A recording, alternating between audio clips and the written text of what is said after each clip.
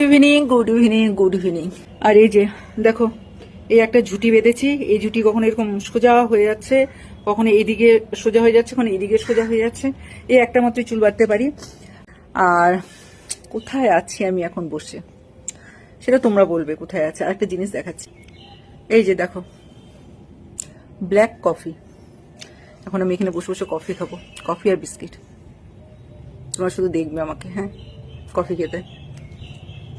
দেখো, এইটা যদি বলি যে চলো আমরা সবাই মিলে খাই, কি করে বলি তো তোমাদেরকে আমি খেতে দেবো বলো তো? এই যে আচ্ছা ঠিক আছে, নাও খাও, ঠিক আছে, এবার আমি খাই।